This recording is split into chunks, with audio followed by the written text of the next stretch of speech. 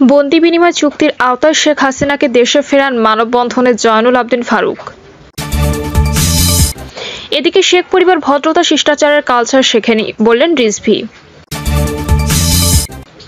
জানাবো ডায়মন্ড ওয়ার্ল্ডের এমডি দিলীপ আরও 6 দিনের রিমান্ডে।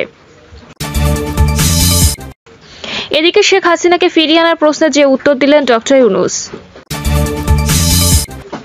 এবং সর্বশেষ জানাবো ইলিশ পাঠিয়ে মমতাকে রক্ষা করেছে ঢাকা, যা বললেন আসিফ নজরুল। শুনছিলেন সংবাদ শিরোনাম, এবারে বিস্তারিত। বন্দি বিনিময় চুক্তির আওতায় শেখ হাসিনাকে দেশে ফেরান মানববন্ধনে জয়নুল আবদিন ফারুক। ছাত্র জনতার ব্যাপক আন্দোলনের মুখে ভারতে পালিয়ে যাওয়া সাবেক প্রধানমন্ত্রী শেখ হাসিনাকে বন্দি বিনিময় চুক্তির আওতায় দেশে ফিরিয়ে আনার আহ্বান জানিয়েছেন বিএনপি চেয়ারপারসনের উপদেষ্টা জয়নুল আবদিন ফারুক। সাবেক এই বিরোধী দলীয় চিফ হুইপ আরও বলেন, নিজেদের কৃতকর্মের জন্য বাংলাদেশের মাটিতে আওয়ামী লীগ আর কোনোদিন নিজেদের নাম নিয়ে আসতে পারবে না। ডামি নির্বাচন কমিশন আর কোনোদিন দেশে আসবে না মন্তব্য করে ফারুক বলেন, প্রধান উপদেষ্টার বিরুদ্ধে আওয়ামী লীগের প্রেতাত্মারা আবারও ষড়যন্ত্র শুরু করেছে। এ সময় নির্বাচন নিয়ে সাংবাদিকদের এক প্রশ্নের জবাবে তিনি বলেন, প্রধান উপদেষ্টার সঙ্গে রাজনৈতিক দলগুলোর বৈঠকের মাধ্যমে নির্বাচন কখন হবে সেটি নির্ধারণ হবে।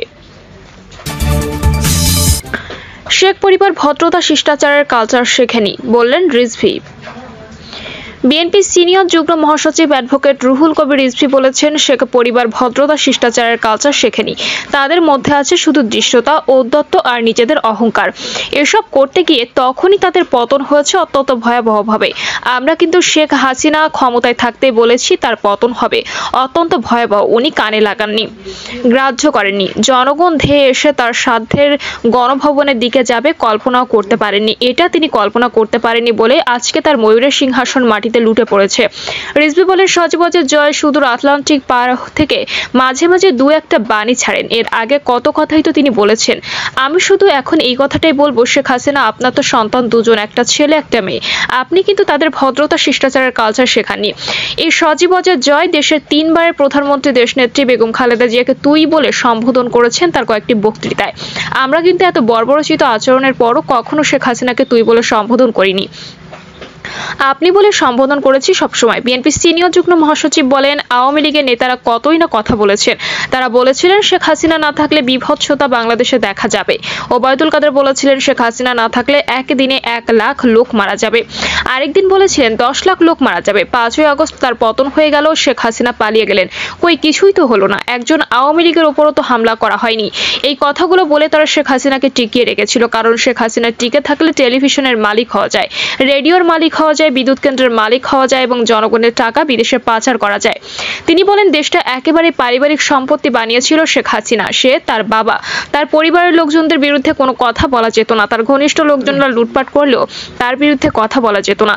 জ্বালানি নেই কিন্তু বিদ্যুৎ কেন্দ্র আছে। বিদ্যুৎ কেন্দ্রগুলো কার? শেখ হাসিনা ঘনিষ্ঠ লোকজনের, তার আত্মীয় স্বজনদের। জনগণের পকেট থেকে পকেটমার শেখ হাসিনা হাজার হাজার কোটি টাকা, লাখ লাখ কোটি টাকা বিদেশে পাচার করেছে। এই কারণেই তিনি আন্দোলনের কথা শুনলে আন্দোলনকারীদের ওপর বর্বর আক্রমণ চালিয়েছেন।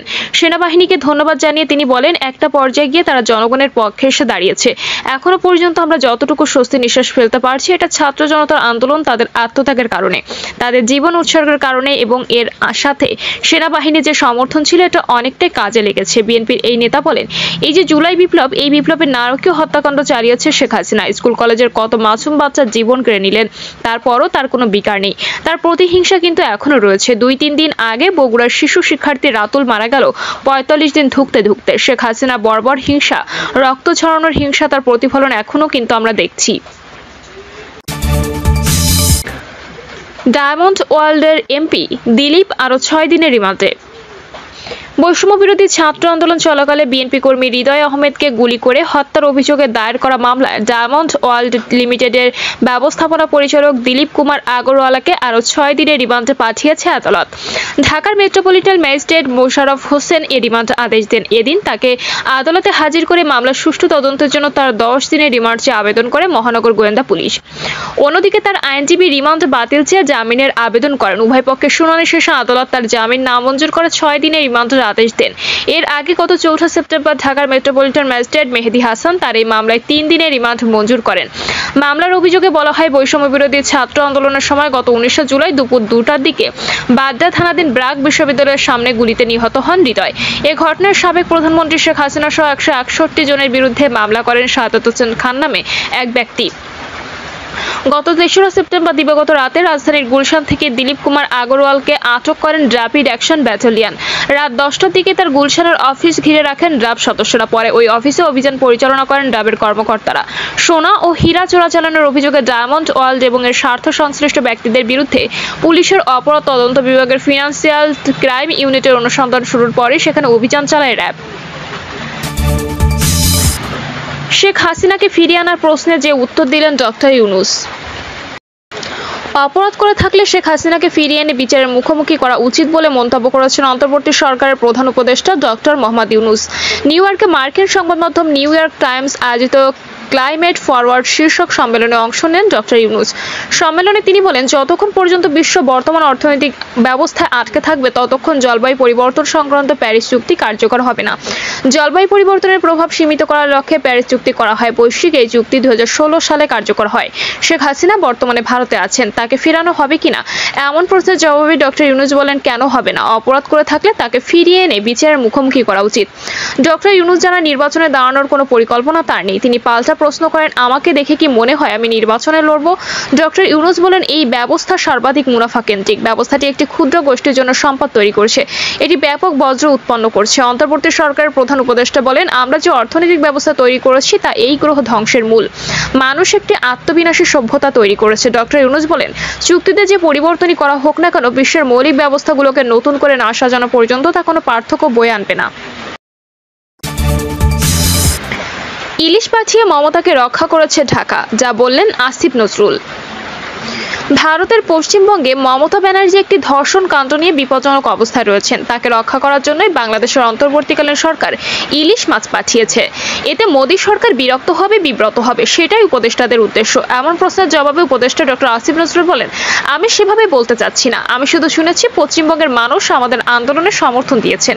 মুখ্যমন্ত্রী মমতা শক্তভাবে নিন্দা করেছেন। ইলিশ পাঠানো বন্ধ মানে পশ্চিমবঙ্গের মানুষের সঙ্গে হোস্টিলিটির মতো, এটা আমি শুনেছি। উল্লেখ্য, গত 21শে সেপ্টেম্বর ভারতে 3000 টন ইলিশ রপ্তানির অনুমতি সংক্রান্ত আদেশ জারি করেছে বাণিজ্য মন্ত্রণালয়। সরকারের ইলিশ রপ্তানির এই সিদ্ধান্তে চারদিকে সমালোচনা শুরু হয়। এসব বিষয়ে জানতে আইন এবং প্রবাসী কল্যাণ ও বৈদেশিক কর্মসংস্থান বিষয়ক উপদেষ্টা ডক্টর আসিফ নজরুলের মুখোমুখি হন নিউ ইয়র্ক থেকে সম্প্রচার হওয়া ঠিকানা টিভির প্রধান সম্পাদক খালেদ মহিউদ্দিন।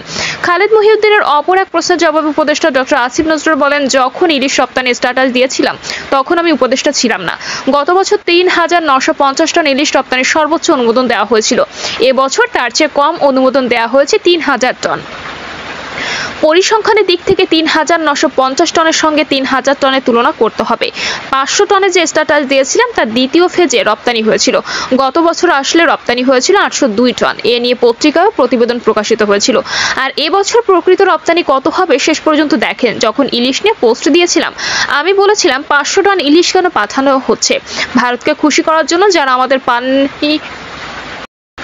ভারতকে খুশি করানোর জন্য, যারা আমাদের পানি দেয় না, যারা সীমান্তে হত্যা করে, যারা আমাদের নিয়ে অবমাননাকর মন্তব্য করে। যদি ভারতের সঙ্গে মর্যাদাপূর্ণ সম্পর্ক থাকে কিংবা বন্ধুত্বপূর্ণ সম্পর্ক থাকে, এর আলোকে আপনি ইলিশ রপ্তানি করবেন কি করবেন না সেটা মানুষের মাথা ব্যথা থাকতো না, যোগ করেন আসিফ নজরুল। ভারতের প্রতি তৎকালীন আওয়ামী লীগ সরকারের নতজনমূলক দৃষ্টিভঙ্গির কথা উল্লেখ করে তিনি বলেন, সীমান্তে মানুষ মারা যাচ্ছে আর বাংলাদেশ সরকারের সাফল্য ছিল লাশটা নিয়ে আসা। মানুষ মারা যাচ্ছে সেটা শেখ হাসিনা সরকার সমর্থন করতো, বলতো আমাদের লোক অপরাধ করে সীমান্তে যায়, দেখে মারা যায়, কিন্তু আমরা পানি পাচ্ছি না, তার জন্য প্রতিবাদ করতো না, অথচ ফেনী নদীর পানি ভারতকে দিচ্ছে। প্রিয় দর্শক, এই ছিল এখনকার সর্বশেষ সংবাদ। আপডেট সব সংবাদ পেতে চ্যানেলটি সাবস্ক্রাইব করে বেল আইকনটি ক্লিক করে রাখুন।